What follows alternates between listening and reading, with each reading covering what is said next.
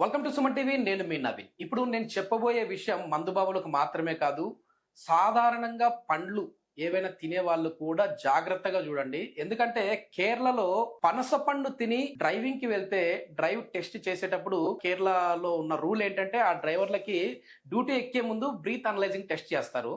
అక్కడ పాజిటివ్ వచ్చింది, అంటే మందు తాగాడు అన్నట్లుగా వచ్చింది. అసలు మేము మందు తాగలేదా బాబు, పనస పండు మాత్రమే తిన్నామని చెప్పేసి అన్నారు. కానీ నిజానికి ఏంటంటే వాళ్ళు తిన్నది పనసపండే. కానీ ఇప్పుడు ఎందుకు అక్కడ పాజిటివ్ వచ్చింది ఒకసారి అడిగి తెలుసుకుందాం. అసలు ఆ పండులో ఏముంది?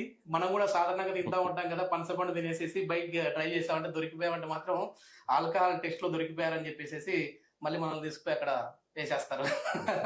సో మనతో ఉన్నారు ప్రముఖ general physician doctor Praveen Kopla గారు. హాయ్ సార్, నమస్తే అండి. నమస్తే అండి. సార్, నిజంగా ప్రతి ఒక్కరికి ఆశ్చర్యంగా ఉంది సార్, మేము కూడా పండ్లు తింటా ఉంటాము. సో ఈ పనస పండు మాత్రమే ఇంకా ఏ పండ్లు ఉన్నాయి ఇట్లాంటివి తింటే డ్రంక్ అండ్ డ్రైవ్ లో దొరికిపోయాడు? సో ఇక్కడ చూస్తే మనం ఏదన్నా సరే అండి, మనకి ఆల్కహాల్ అనేది మనకి బేసికలీ ఫర్మెంట్ అయ్యే వచ్చేది. సో ఈ ఫర్మెంట్ అంటే ఏంటి? బ్రేక్ డౌన్ ఆఫ్ ద ఇది బై బ్యాక్టీరియా అనేవి బ్రేక్ డౌన్ చేసేస్తుంది మనకి. సో దాంతో మనకి ఆల్కహాల్ అనేది ఫామ్ అవుతుంది. ఈ పనస పండు కూడా ఏంటంటే బ్రేక్ డౌన్, అది కూడా ఫర్మెంట్ అయింది. అంటే మనం తెలుగులో దీన్ని కిణ్వ ప్రక్రియ అని పిలుచుకుంటాం అనమాట. ఎక్కువ మాగిపోయింది, ఓవర్ రైపెన్, బాగా రైపెన్ ఎక్కువ అయిపోయి ఓవర్ మాగిపోయింది. సో అది వాళ్ళు వెంటనే తినగానే మనకు నోట్లో కొంచెం చిన్నగా ఆల్కహాల్ డిటెక్షన్ అనేది అయ్యే అవకాశాలు ఉంటుంది అనమాట, ఆ ఫర్మెంట్ అయిన ఫ్రూట్ వల్ల. ఇది ఒట్టి మనకి జాక్ ఫ్రూట్ అంటే మనకి పనస పండు ఒకటే కాదండి, ఓవర్ గా మాగిపోయిన ఏ ఫ్రూట్ అయినా సరే ఇలాంటివి అయ్యే అవకాశాలు ఎక్కువ ఉంటాయి.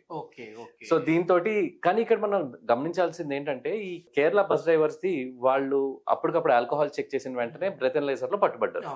సో అక్కడ వాళ్ళు చూసింది ఏంటంటే ఆ రూమ్ లోనే వాళ్ళకి పనస పండు పెట్టేసి ఉంది. అంటే వాళ్ళు తిన్న వెంటనే దాన్ని వెంటనే గుర్తుపట్టారు, బ్రెత్లైజర్ చేశారు కాబట్టి. కొంచెం సేపటి తర్వాత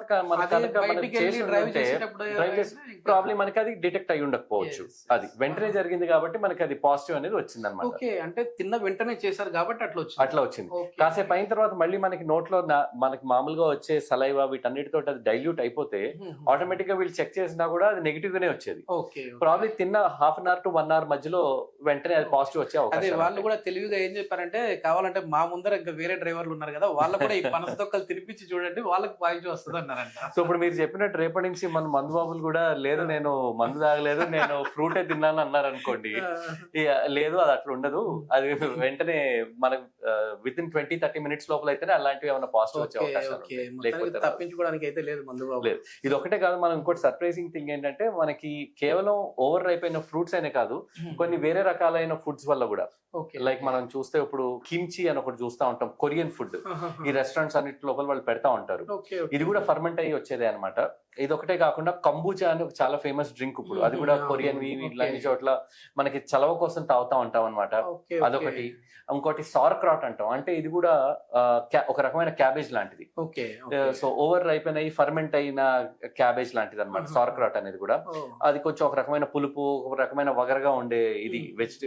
ఇవన్నీ కూడా తింటే మామూలు ఎంతవరకు సలైవాతో కలిసి లోపలికి వెళ్ళే విధంగా ఉంటుంది? ప్రాబబ్లీ మనకు ఒక అర్ధగంట లోపల తిన్న వెంటనే మనకి బ్రెత్లైజర్ టెస్ట్ చేస్తే మనకి పాజిటివ్ వచ్చే అవకాశాలు ఎక్కువగా ఉంటాయి. అయితే అర్ధగంట తర్వాత బయలుదేరాలి.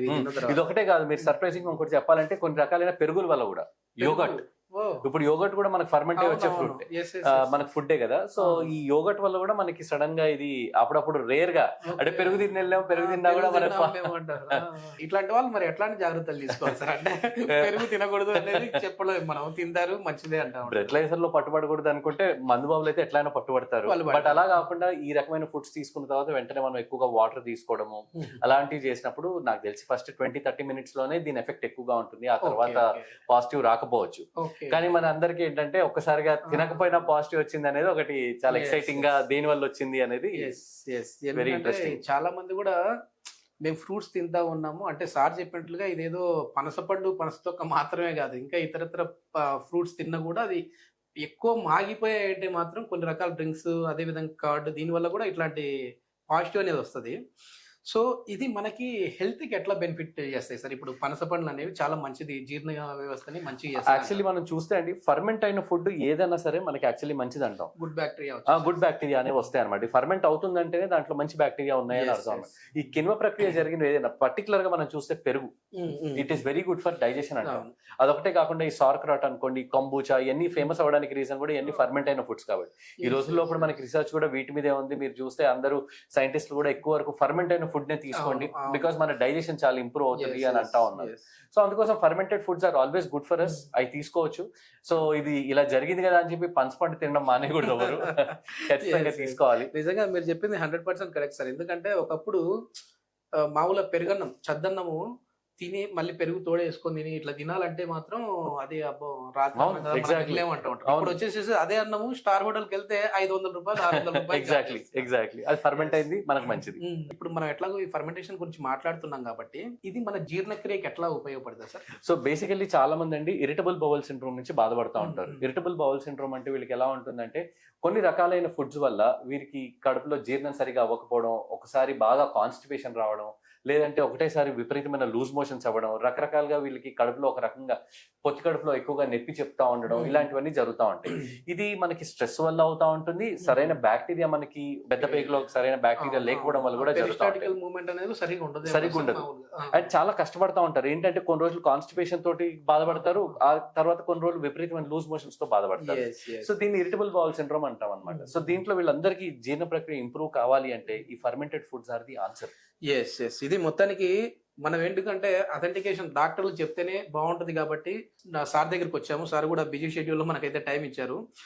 మొత్తం మీద పండ్లు అయితే తినండి, మంచిదే. కానీ మరీ ఎక్కువ పులిసిన పండ్లు కావచ్చు, మాగిన పండ్లు కావచ్చు తిన్నప్పుడు అది కూడా మంచిదే తిన్నప్పుడు. కానీ ఒక హాఫ్ అన్ అవర్ ఆగిన తర్వాత మీరు వెహికల్ అనేది డ్రైవ్ చేయండి, లేదంటే మాత్రం ఆ బ్రీత్ అనలైజింగ్ టెస్ట్ లో దొరికిపోతారు. Thank you sir. Thank you.